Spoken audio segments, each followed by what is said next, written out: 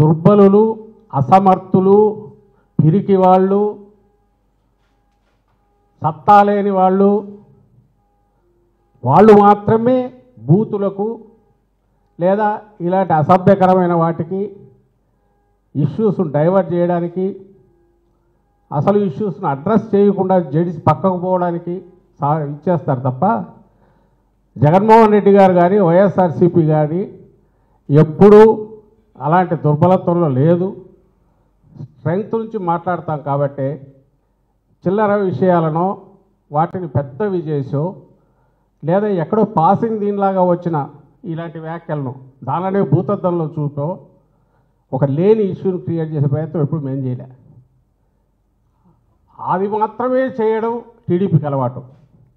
అంటే లేని ఇష్యూని క్రియేట్ చేయడం లేదా ఎక్కడో దానంతటా అది పాసింగ్ దీనిలాగా ఎక్కడో దాన్ని పట్టుకొచ్చైనా సరే అది మెయిన్ ఇంటర్నేషనల్ ఇష్యూలో జాతీయ సమస్యను చేయడం, దాని మీద ఒక విష ప్రచారానికి దిగడం, అసలు ఇష్యూను పక్కకు తోయడం.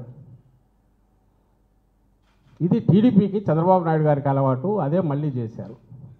మళ్ళీ ఒకసారి వెనక్కి వస్తే 6వ తేదీ ఉదయం జరిగితే 7వ తేదీ 12 నుంచి వాళ్ళు దుష్ప్రచారం మొదలు పెడితే 7వ తేదీ 3కో 3:30కో లోకేష్ ఎవరు ఇప్పుడు చంద్రబాబు నాయుడు గారి కుమారుడు నెంబర్ 2నో మరి ఆయన 1.5 ఏదో ఎక్కడో నెక్స్ట్ వాళ్ళ ఫాదర్ దగ్గర రావడానికి కుర్రూ తొలుగుతున్న వ్యక్తిగా చెప్తుంటారు కదా, ఆయన ట్వీట్ పెట్టాక అనుమానం వచ్చింది మా వాళ్ళందరికీ. వీళ్ళేదో ఒక ఆర్గనైజ్గా పోతున్నట్టున్నారు, దీని మీద ఎక్కువ చేస్తారనుకొని.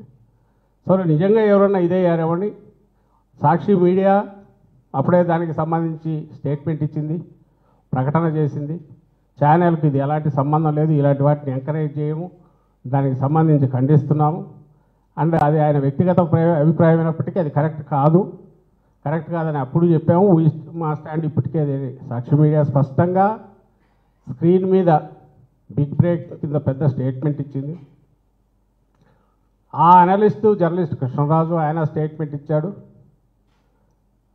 రాత్రి వాళ్ళ ప్రచారం పర్సనల్ లెవెల్ దాటి అసహ్యకరమైన రీతిలో జగన్మోహన్ రెడ్డి గారి గురించి, భారతీయమ్మ గురించి మొదలైన తర్వాత వైఎస్ఆర్సీపీ అఫీషియల్ స్టేట్మెంట్ కూడా ఇచ్చాం.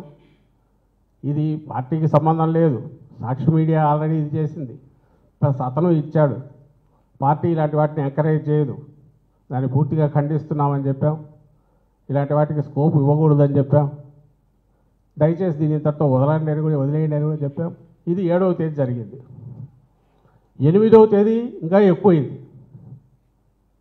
7వ తేదీ ఒక స్థాయిలో జరిగితే 8 వచ్చేసరికి రాష్ట్ర వ్యాప్తంగా అని చెప్పి కంప్లైంట్లు 7వ తేదీ నుంచి మొదలయ్యాయి. 8 వచ్చేసరికి ప్రదర్శనలని ఆర్గనైజ్ చేశారు.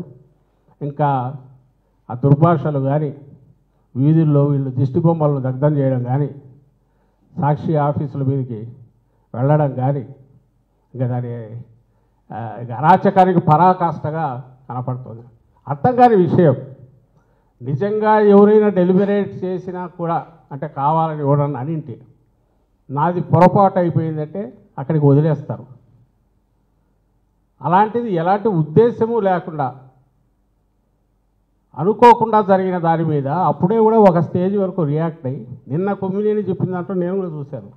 అతను ఏ ఎక్స్టెంట్కి పోయాడంటే, నేను 18 ఏళ్ళుగా నేను ఇవి కండక్ట్ చేస్తున్నాను, చాలా డిగ్నిఫైడ్గా నిబద్ధతతో చేస్తుంటారని అందరూ అంటారు. నేను ఎక్కడ ఎవరిని ఎంకరేజ్ చేయను, భాష పరంగా కానీ మీరే పాత్ర చూడండి.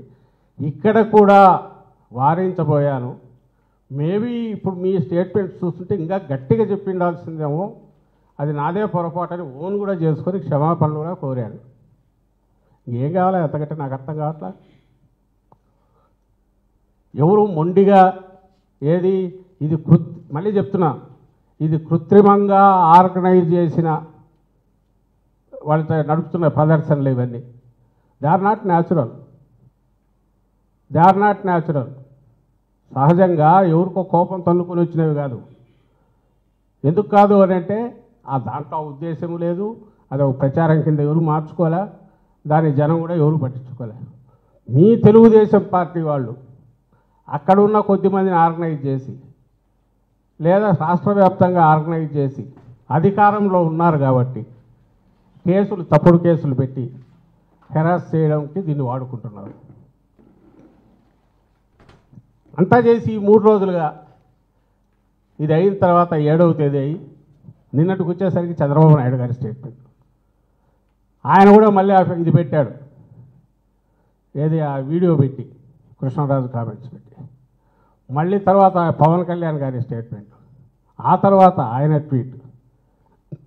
అంటే అంచెలంచెలుగా ఇంకా ఇది ఎంతకాలం దీన్ని లైవ్లో ఉంచాలా, ఎంతకాలం ఇదే రాష్ట్రాన్ని వేధిస్తున్న ప్రధానమైన సమస్యగా చూపాలా, ఎంతకాలం అసలు అమరావతి అనేది మీద మీరు నోరెత్తుతారా, అసలు అమరావతి పేరు ఉచ్చరిస్తారా మీరు అనే కోపం ప్రదర్శించాలా, అది రాష్ట్ర ప్రజలందరికీ కోపంగా ఉందని ఎట్లా ఇంప్రెస్ చేయాలా. వాళ్ళ ఉద్దేశంలో ఇది అమరావతి వాళ్ళది కాదు, అమరావతిని పొరపాటున ఎవరన్నా అంటే ఎంటైర్ 5 కోట్ల మంది కదులుతారు అనే ఇంప్రెషన్ ఇవ్వాలా. దానికి తగినట్టు ఆ ఎండ్ శ్రీకాకుళం నుంచి కింద చిత్తూరు అనంతపురం ఇక్కడ బార్డర్ వరకు అన్ని చోట్ల ప్రదర్శనలు.